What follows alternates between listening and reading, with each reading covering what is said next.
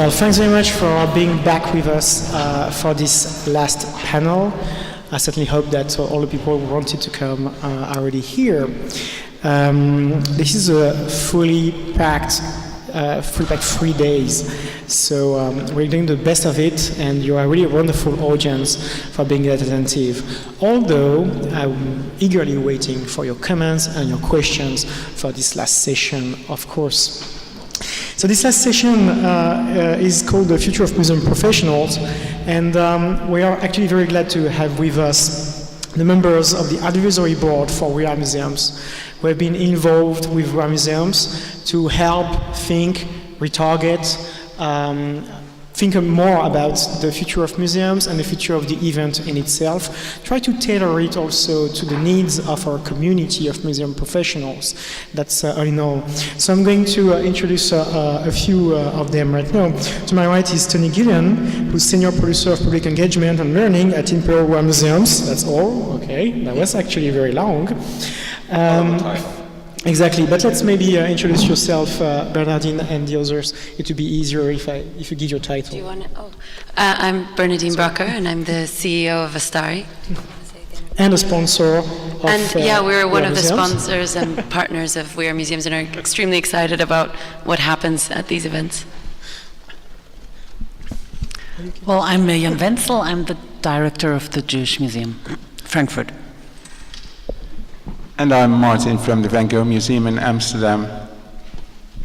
Well, thank you guys for being here with us. And sorry? Tony. And Tony, Tony, you can do it again. If you didn't get it first time, I'm Tony Guillan, and I'm a Senior Producer of Public Engagement and Learning at the Imperial Museums. So to begin with, actually, you've been witnessing and listening to these wonderful speakers during these 2 days of conferences. Of course, you'll be with us tomorrow for the Take Love Sculpture aspect of the We Are Museum conference. What are the key learnings that you had, or the realizations that you had during these 3 days? We'd like to think a little bit together about what we've learned so far before tomorrow. I can start. We were just discussing there, I think my two top themes that came out of yesterday and today. One was the way in which lots of museums are starting to invite very different types of collaborators in from a broad range of different disciplines, whether that be in the arts, whether that be in technology, whether that be in marketing, to help them develop their programs, and to actually, as Seb mentioned in his talk, to actually come and work with them on their own projects within the museum. And the second theme for me was the way in which a lot of people, and this came out a lot today, are very open in the way in which they're developing their new ideas. So there's a buzzword going around in London, I think it comes from technology, you've probably all heard of it, a way of working is Scratch. That way of developing new programs, whether they be exhibitions, theatrical things. We actually have heard Scratch, we've heard Design Sprint, we've heard Design Thinking, we've heard Agile, which are all these, they are more or less all the same way to look at things, which are also smaller, breaking projects into really smaller projects and building on that. I find it amazing because I used to think that the museums I was seeing had these multi-million euros, if everything goes well, but I wish. But like 5 years programs, and instead it seems like by breaking them down into smaller bits, we're able to achieve much more. I guess there's a bit of humility that's coming about of when you're bringing in the opinions of others, you're admitting that maybe you're not the expert, and you're more crowdsourcing ideas and learning from other industries and bringing new thoughts on how to handle basically something that's a huge responsibility, which is the culture of the world and how people interact with each other. Mirjam, I understand that you trained yourself in these new methodologies. So as a museum professional, you actually got to learn all the methods of working by using these sprint designs and like closer, more quick methodologies, I would say, faster. What should we do? I mean, we are facing major changes in society, and so we are changing institutions and changing organizations, and we change the methods of working, and and we also change our missions. And that's what I would like to say, complementary to what Tony and Bernadine said. I think yesterday we were talking a lot more on missions, mission statements, and being on a mission, and how to actually develop an idea where you don't really know where it leads you to. Whereas I think today it was more about inclusivity in all kinds of means, like also persons with different abilities and all aspects of it. So I think looking back onto yesterday and the question of mission, I would like to add, and that's something I would like to emphasize also for Jewish museums. I mean, we are facing major political changes in European societies. They look different in different places, but they matter for the museums. They matter differently. They matter differently for a Jewish museum than for an art institution, and so on. And I think we know that. We know it matters for our funding. It matters for our missions. I think a lot of us have the feeling we should take a stand. And we are kind of like thinking about what this stand should be and how we should take it. So are you saying... But can I say something? Sure. I would argue that there was a lot of talking about how we can change our organizations to be in a certain way, but there was a lot of... I don't feel we talked a lot about the political situation. And maybe being a bit controversial. I feel like today there were a few talks that were a little bit more political, but in general we stayed a little bit away from a lot of the controversial top subjects. Do you think? Maybe? Martijn? I think we should welcome a more political approach. Like Mirjam said, this is what shapes the coming years in Europe, not only in Europe, worldwide. And we were also discussing that the museum professional perhaps shouldn't be a specialist, should be more of a generalist. And this means that she or he will be able to adapt to this changing situation, see opportunities, not only threats, be flexible, be able to cooperate outside of the museum, but also inside in these teams, these sprints, these scrum teams that I think it was Barbara from the Jewish Museum that, so yeah, I think it would be good if we discuss politics some more. There's this, so if I follow you also, we have this poster that is, museums are not neutral. I really love that. I really like in what you just said that the political changes or just the environment surrounding a museum can be seen as an opportunity instead of a threat. So if there is a major change, it might actually become more of an opportunity. So what's your reaction on that from a museum professional perspective? Do we need really to change our minds and change our perspective on life actually? Well, I don't know about that, but I can imagine that, for instance, the National Museum of Latvia, the neighbors here, when you take a more political approach to museums, you could argue that where in many countries there is a nationalist or more nationalist-oriented development, that people would take a different look, different view on the National Museum. It could be like waving flags and guns and everything, but also it could be an opportunity for the museum to take a different approach and to make people think. Yeah, that seems like a question suited. Actually, you want to... Maybe we go like back? Because speaking of war museums, we will have someone to talk about it. Well, I would like to say, when I'm saying taking a stand, it doesn't mean like stand up against fake news. You know, that's not what I mean. Taking a stand can mean to protect, being a facilitator for an experience. I remember 2 years ago, Rob Stein did this fantastic speech at this conference on empathy and the value of empathy that we provide in museums. And I think empathy with like a position you don't know, a story you don't know, whatsoever, is something we can provide. And it has a tremendous political meaning nowadays. So to provide these sort of experience and protect that we can provide it, I think this is already taking a stand. From like the perspective of a Jewish museum, I said like we are in insecure times, and for me it's important to keep on opening up and reaching out to new audiences, even though we are facing those threats, and that's already political work. Then I actually have a way to look at things, and that's like we talked on the first day, actually yesterday, about the Chief Experience Officer, so Seb, if Seb is around, Seb Shen, anyway. Seb is now also a Chief Experience Officer.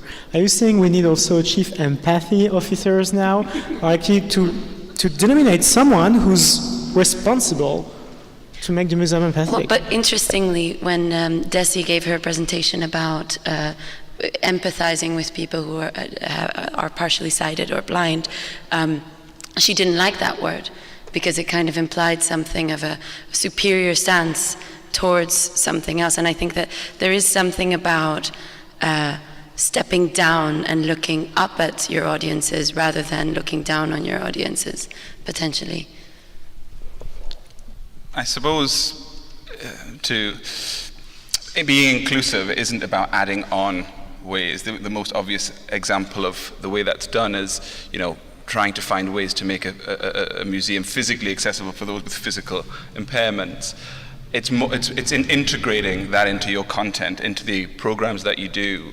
I think one of the biggest things all museums face is, on the one hand, they're the guardians of national heritage and history and culture, but the museum I now work in is a social history museum, and they're so obsessed with the idea of verifying everything, what is fact, and of course they should be, but the big shift we're seeing is to try and change the authorial voice, and the plurality of voices is a political thing as well. Whose history, the way in which it is told, from all perspectives, whether they be deaf, gay, bisexual, Jewish, English, Scottish, whatever. And I think bringing in, and we've noticed that across the 2 days, I think, bringing people in before the programming starts is a political act. Because the problem I think we're facing right across Europe, and particularly in the UK at the moment, is people feel disenfranchised, disconnected with their own culture, and that's often because it's told by a particular class. The cultural, economic elites, and we've got to be careful not to be part of that. About changing perspectives, we have actually some great luck here on this panel of advisors because most of you, or actually all of you, have changed jobs recently. I'm including you, Bernadine, because as an entrepreneur, you've probably reinvented yourself 5 times since we last spoke to each other. So I will say that you are part of it. Tony, obviously, you know the question I was going to ask, because you moved from working in an art museum dedicated to basically work of arts to a history museum. And I'd like you to elaborate a little bit on this change. Were you really not enthusiastic, but were you confident about this? Moving from a prestigious institution to another prestigious institution, but completely changing perspectives, how it has affected your daily work also and the way you look at your work? Of course, there are loads of differences between Tate, where I used to work alongside the lovely Leila, and the Imperial War Museums. But I was really excited by the challenge because as a student, I studied art history to postgraduate level. That's one of my personal passions. But then I went into work at museums. I started in learning, and then I moved into doing different kinds of digital production. And then I set up and managed the IK Prize, which is a prize for digital innovation. And the main thing I learned was hard skills, production skills, how to talk to audiences, how to think about form, and how to think about how you're talking about things, not the content. And I think, to pick up what Martin said, good museum professionals are proud generalists. They're people who have their finger in a lot of pies, that they're always looking for new ways to communicate. They're not people who, I'm an expert in this and only want to talk about this. So all those things I learned at Tate, and I got a lot of things right and I got a lot of things wrong in that time. I was excited to put into a totally different set of stories, because that's all we really are, storytellers. So now I'm at the Imperial War Museums, and I'm working on lots of really difficult content. We're working on a season about Syria. We're looking at terrorism in the near future. And you think, oh God, how does that have anything to do with what you were doing at Tate? I said, well, you know, I learned about how to communicate, how to listen to audiences and find out what they want. So I would recommend, you know, if you're a proud generalist, making the move from one type of content to another, because it just tests your skills. It seems like in this industry, sorry to say industry as a whole, but in this society of museums, people tend to work for 10 to 20 years in the same institution. And it's interesting to see these shifts that happened sometimes recently of a new generation maybe also, or just the job market, making people change. Martijn, a thought of that about changing institutions, because it seems like you went from hundreds of different painters back to only one painter, because you switched from the Rijksmuseum to the Van Gogh Museum. Not just only. Are you bored now? Are you bored working only for one painter subject? Yes, it's true. It's only one painter, but he is the most famous painter of the Netherlands, and I would dare to say one of the most famous painters of all time worldwide. And it's a pleasure, really, because a large part of the Van Gogh oeuvre is in the collection of one museum, and then there's another museum in the Netherlands, Kröller-Müller, also a very nice museum, and together those two museums have the majority of all Van Gogh works, and this means that we can be dedicated and put all the effort in Van Gogh, and that's for digital, from the point of view of digital communications, that's something new. It's very different, to be honest, and what I've discovered in the first 3 months is that the story of Van Gogh is very powerful, and also the combination of the works and the letters. The museum has over 900 letters written by Van Gogh, but also letters written by friends of his, like Gogh, and they lay an emotional foundation under all the works. In many of these letters you see sketches, you can read Vincent discussing how he feels, what he's working on, where he is, and that's very interesting. So the sum of the parts is much bigger than the separate parts, and this is something that we can work on in the digital world. Mirjam, you've also changed job recently, but you also changed job title actually, because you went from a person dedicated to publishing and digital to being the overall director of a Jewish museum. How has affected something? Like, is there a comment there? Isn't it great news in some ways that coming from the digital side, you can become a director now? It's a good news, I guess, for the inclusivity. What's your thoughts on that? You know, I guess you can see it that way, and I guess you can see it that way, that working on digital transformation in a major federal institution, you actually learn new forms of leadership, new methods as you just start, which are crucial to change the museum world and make it like sustainable for the future. I think you can see it that way. On the other hand, I'm a bit, I mean, I have to say, for me, it's like, I mean, museums are, they are, how do you say, they are not organizations that are meant to last in a certain form forever. I mean, we are not in a limbo. I mean, we are companies somehow, and especially with like the state fundings getting less and less, and more the need for fundraising getting higher and higher. So I think it's just a very natural thing from time to time to change your job position, and I think it's healthy, you know. We have so much trouble with that, with museum professionals changing jobs, because when we first started with Vastari, we're building a database, a series of databases to try and help you guys do your job, but you keep changing institution. So then we have to adjust accordingly.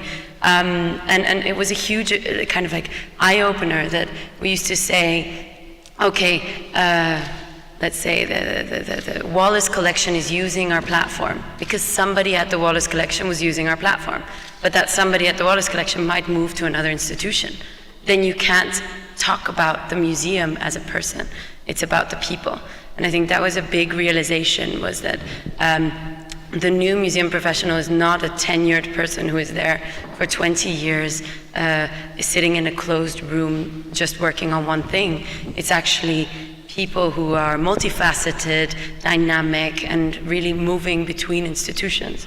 It's tougher for us as a technology development people, but I think we figured it out now.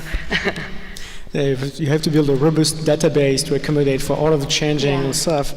Basically separate the museum and the person. It sounds simple now, but...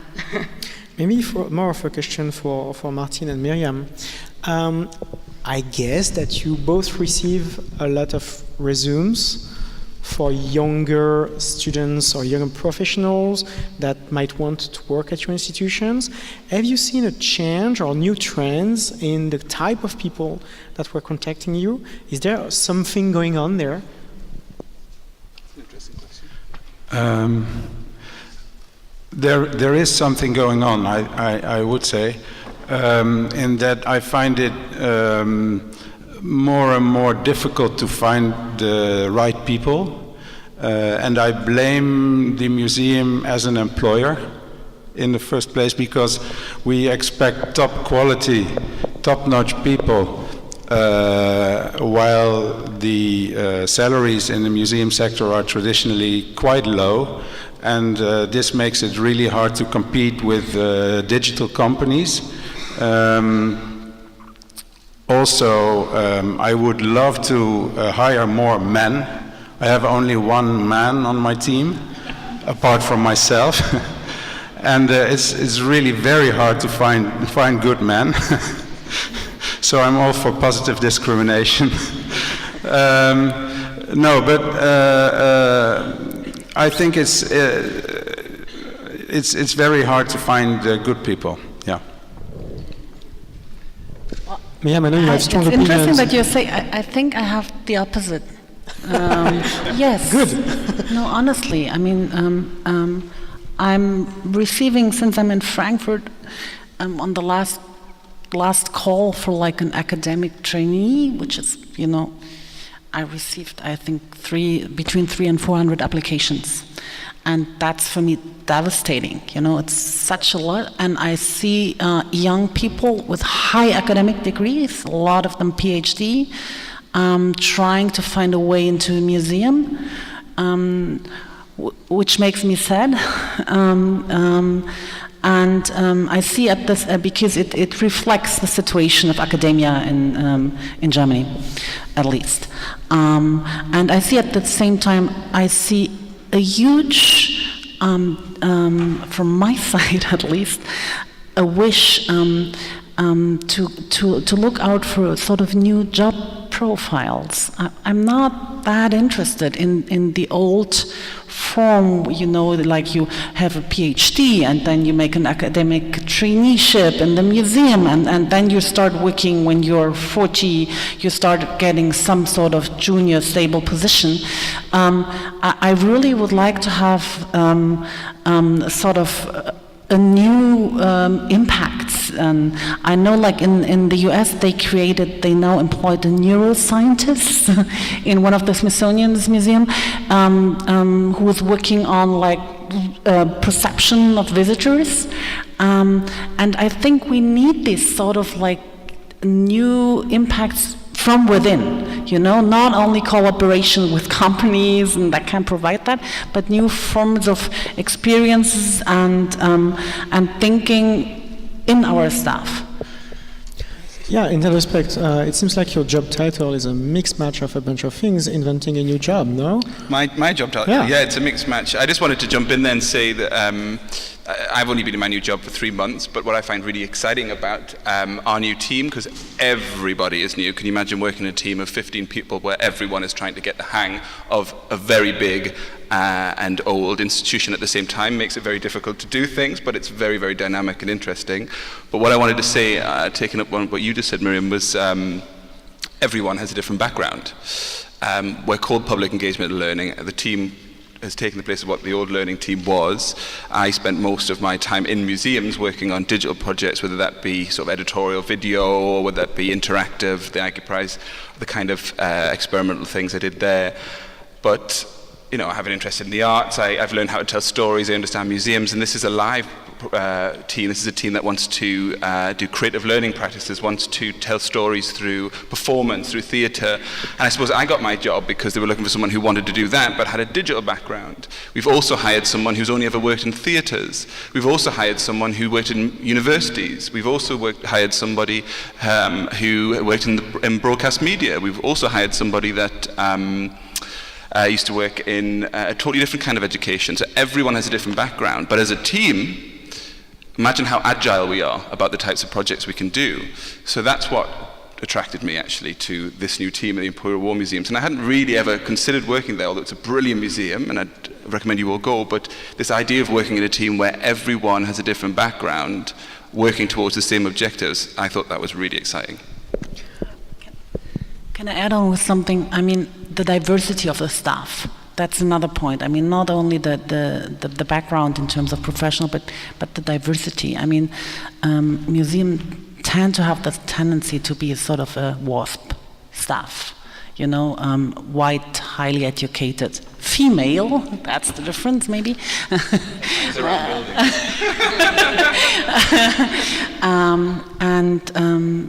And I think it's really important to that the staff becomes more diverse in order to be able to reach out to a more diverse audience. Well, I can certainly relate to that. As a former museum professional, I don't consider myself museum professional per se, because I work back and forth with the corporations.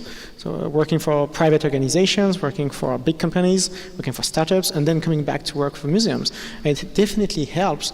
And you can tell it gives fresh air also to the people you're working with.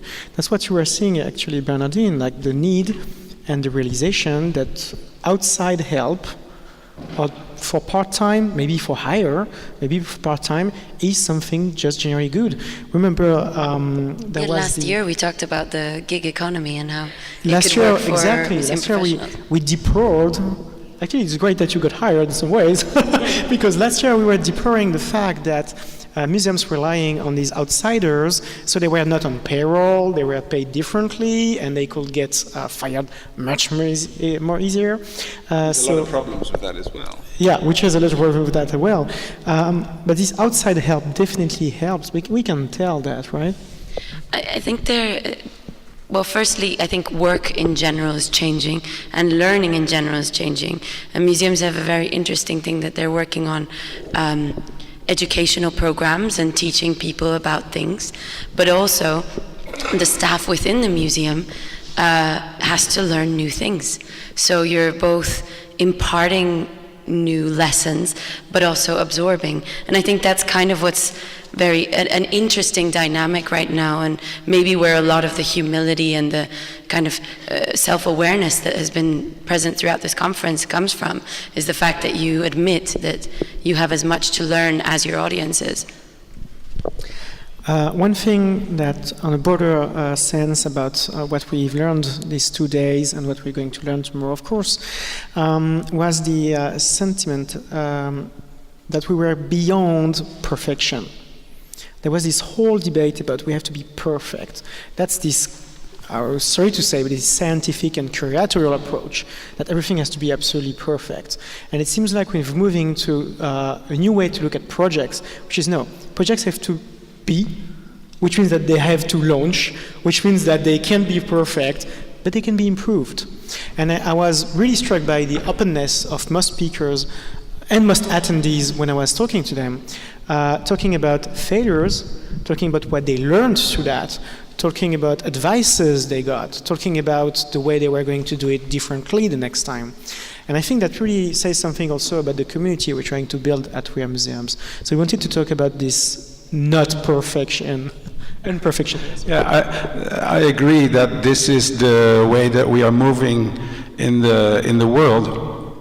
And a very good example, I think, is Tesla, who have never made profit. They pay for every car that leaves the factory, but still they are worth more than the Ford Motor Company. So this proves that investors and shareholders all over the world believe in this new approach of starting, of doing, of persevering, where in the museum world we tend to lag behind a bit and having to pitch our project proposals to our directors multiple times sometimes, and it would be very good if there would be more margin for experimenting.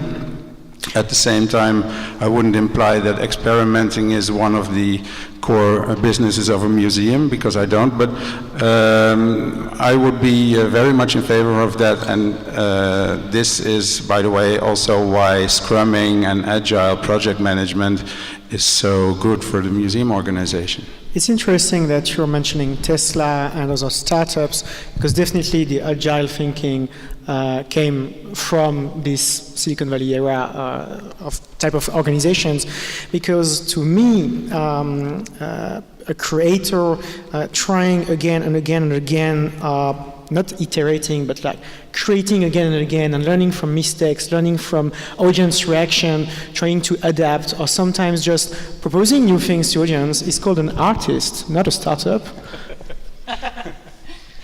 So this is the conversation we had with the person in the back actually earlier on. Which he was deploring on Twitter the fact that we are all using a bunch of words coming from startups, industry, Silicon Valley, instead of trying to offer alternatives to these models, which is why I think the panel we had earlier this afternoon was so great, because this was showing that there were not only one way to look at things, but all these different methodologies were helping us in our missions. So I want to reaction on that. I think there's an interesting thing. I think the difference between kind of Scrum methodologies, where you're constantly iterating and adjusting according to the response and the feedback you get, is very different from artwork, because you don't, artists don't listen to what people tell them, and they don't change their mind because someone says it's ugly. They go for it and very much keep propelling themselves. And I would argue that actually the Scrum methodology is more about, yes, you're building and creating, but you're using the feedback you get from those 2-week sprints or 4-week sprints to make sure that you're responding correctly to what people think. I don't know if someone... I think there's a middle ground. I think, and I talk a lot, coming from a background of art history, and my flatmate, who actually also works at Tate, is a filmmaker. And we always talk about the difference between making movies and making art. And, you know, movies are a group activity, that group authorship. So, okay, there's a director, but there's also a writer, there's a cinematographer, there's a sound guy, and all this kind of stuff. And I think if you're working on creative projects in the kind of creative sector, in the museum world or in cultural institutions, I quite often like to think in that kind of filmmaking idiom, you know what I mean, where it's a kind of group authorship. And I think that's a lot about what, to give a more concrete example, I love the fact the Photographers Gallery in London, their Instagram account is only artist takeovers. You know, some people let people take over their Instagram account, they only do it, and that really works for them. So you've got that sort of team effort there on a creative scale. I don't know, I think that's quite interesting. So, it's interesting. I would like to add something to the picture. Because, I mean, most of the things we were talking about are projects that meant to be published or that are public. There is a backbone work of museum work which is not that public, and that's the work of preserving and the work of collecting and the work of provenance research. And that's a lot in academic work. And I just want to mention that's part of what defines us as at the core as well. And for me, it's important with my curators who are doing this work to pay them tribute for this work, which is very valuable and sustainable, and at the same time work on opening them up for the public, sometimes with questions. For instance, provenance research. I mean, that's a project which is sometimes you research for a week without finding out something. But maybe it helps to share what you found out, and somebody will join in from the public. So I just wanted to add that to our picture of, like, the startup and museums turning into startups and all that, that we have this backbone, which is very valid and which we should keep and fight for, that we have the funding for it at the time. And at the same time, not to create a competition between what is more valuable. I just wanted to add to that, and I totally agree, and I think sometimes you can often forget about these really core roles, founding roles of what museums are as collecting institutions, preserving institutions, etc. But I think, a person who doesn't work in that side of museums, I think I'd like to see more collaboration with people like myself and people like curators, historians, conservators, to open up that process. I really liked your take on movie production, because it's a collective work, but there is a story. So everybody working on that is following a story. And it seems like, with what you said, Mirjam, there is a way to look at things. And I think the most impressive presentations always mentioned a motto, a mission, a very strong mission statement. It was at the Shore, it was at the Welcome, of course, Welcome Foundation. Daisy mentioned even an artist statement to illustrate this mission. And it seems like it's the way to launch everybody, curators, conservators, people responsible for audience outreach, into the same direction. Isn't it the way to actually propel everybody, just like the story is propelling everybody working on a movie? Was directed to me, right? The question. If you want to, yeah. No, I'm strong adherent of mission statements. I think it's Seb mentioned it in his talk. I mean, museum professionals tend to have they are highly motivated. They don't do, or we don't do, I should say, what we are doing for money.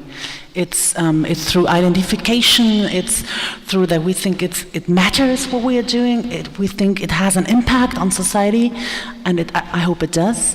And I think because of that, we need to have a clear-cut, strong mission statement, because there is this inherent motivation for a mission, and to be on a mission somehow. But do you not think you need to open up how that mission statement is formed? And the biggest thing we keep talking about in our team is about showing our workings.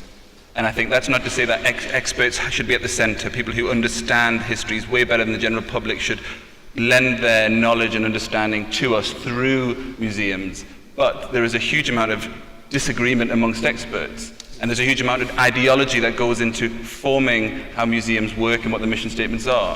And I think to open that up, to democratize that, and to let people in to a certain degree, will only enrich the narratives we then display. Will only democratize the histories that we're able to tell. That's very interesting. I don't know one mission statement approach that was actually sort of crowdfunded. I don't mean crowdfund, because that might be too simplistic. Yeah, but I know what you mean. Like make it. I think that's very interesting. I mean, I have the experience now from my team that we are just in this process and we discussed it in several teams and it goes back. But there is this expectation towards me as the director that I'm the one writing it.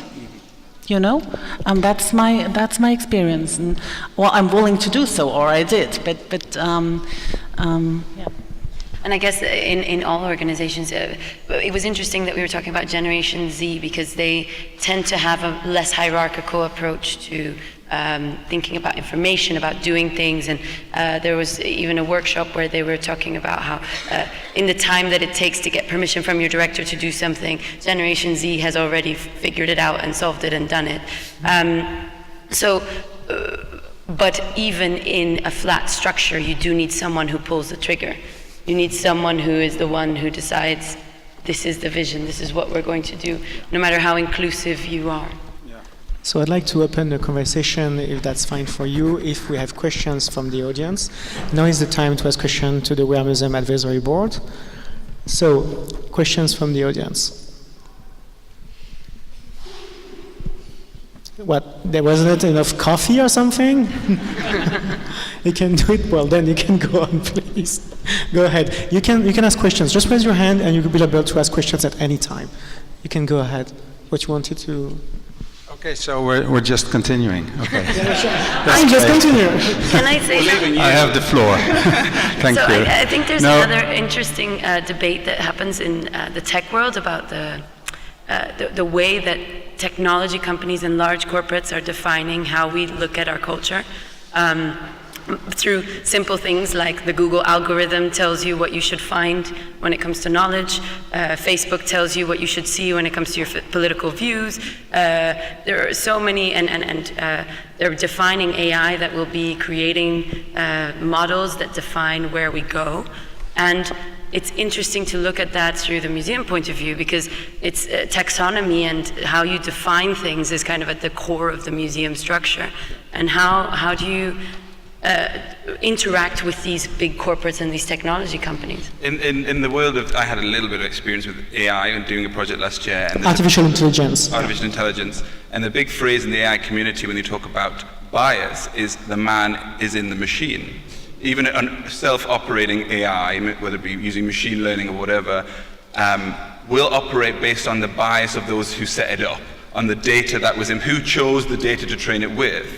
And I suppose the parallel with that is, even if the data is right in a kind of empirical, correct sense, the same thing about the taxonomies of museums. What was collected, what was chosen, what was shown was from a particular perspective. And that's not to say that those choices went right off historically grounded, but it's about, again, showing those workings. And I think equipping audiences with an understanding of how to understand and approach exhibitions, collections, or whatever it is that your museum holds. Well, Tony, that's a good news because you are tomorrow in the panel about technology, and this is definitely something we should, a discussion we should continue tomorrow. There was a question there, so just launch that thing as fast as possible. Please catch. Wow. Right, yeah. Yeah, definitely we've adopted that thing. That's great. Anyway, please. Hi, I just wanted to, especially on this last comment about technology, I wish sometimes during this conference I had heard more the word content, because I think at some point we are talking about meta museum stuff, the stuff being content, whether it's virtual or it's paintings or it's artifacts or it's papers and photography. So, and one thing that has been frustrating me, even though it has been touched upon, it's great to think about technology for all kinds of museum aspects, whether it's digitizing collections, inventory, cataloging, access, online, not online, free, etc. The use of technology in exhibitions, in education, in everything you want, but can we be a little concrete and practical? For example, Barbara's presentation explained some of the challenges that the Jewish Museum has with legal stuff, with, of course, the cost, At another workshop I attended this afternoon, there was the question of what kind of software do you use? How come there's no international standard when you decide and you have the money and the resource to digitize a collection?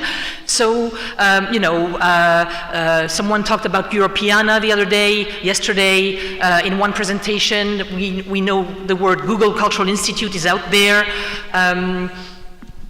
And I would love to in fairness, I think some kind of guidance, or are we just doing? Each of us is doing his stuff in his or her corner, and can technology be as efficiently used as possible? Thanks very much for your comments, because definitely Rare Museum doesn't coming from a non-tech person. Because definitely Rare Museum doesn't see itself as a tech conference in itself. It's more like bringing together people like that. It's true also that as museum professionals, we tend to talk about frameworks, processes, technologies, tools, because that's what links us to each other. Otherwise, some of you are working in arts, some of you are working at the medical museum. Where's the director of the medical museum next door, which is incredible? You should go visit it. And actually, if you saw, supposedly, if you show that to the medical museum next door, you should get for free tomorrow. That's what the director said. We certainly hope it's true. And I think that's the way to link things, is to talk about these kind of processes. In all fairness, we also talked about wood tables at some point. I'd like to point that out. I think it's about time, actually. It's perfect. Sorry, Martijn, you wanted to answer directly to that? No, I thought this was a very good remark, and I totally understand the frustration, with all due respect, that shows, because I think we often we mix up the means and the end, and digital cannot be the end. It's the means to an end, and we should always remember that. And this is sort of I think it should be a personal, special mission statement for all digital people in museums, because it helps you to focus and not do these weird experiments that lead to nothing. Content, as you mentioned, always look out for the content. Museums have the best content in the world. We're all sitting on gold in museums. The whole world wants to enjoy our content. And once we let technique, get in the way, so to speak, that's when we are in trouble. So I thought it was a very good remark. Thank you. And speaking of museum professionals, a number of institutions tend to have titles that are linking digital and content, such as head of digital and publishing, such as at Jewish Museum, for example. Barbara is a good example of that. I would like to say something too. Because I think that this conference, it's now the 5th conference, and conferences in the past used to be more practical, and that was a decisive approach. And I think this conference really focused more on the question, a general question of why, at least for me. I mean, why are we doing what we are doing? For whom? And so the sort of meta perspective comes maybe also from the development of this conference as a sort of a self-reflection upon, technologies, methodologies, difficulties, failures, frustrations. And that's what I would like to emphasize. It also comes in a specific situation of Europe changing, and a change that matters for all of us in different kinds. And I think I would have liked to share more thoughts about that, but maybe that's something you don't do in an open audience. Maybe that's something you do, like over lunch or later on, and with a drink. Sure. I think also there were on Twitter even comments about the fact that there's quite a lot of museums from Western countries that are here in Eastern Europe talking about their techniques, and I think it's very hard if you start going into the specifics when it comes to the different realities of what the workings of your institution are. So I guess you can go away with more inspiration to then explore what the solutions are, rather than saying this is the solution, because the situation is so different for everyone else. I just wanted to say one last thing, which is when everyone was talking, I thought of that. There's a brilliant quote by the American writer William Faulkner, and it says that history isn't dead, it's not even the past. And I love that quote. And I suppose that's what I meant by reevaluating what we have, why we tell it, and what it means to us today, because that's exactly what should matter, I think. Yeah, no wonder you guys are avidly bored, right? I'd like to thank you so much for all this, and I think it's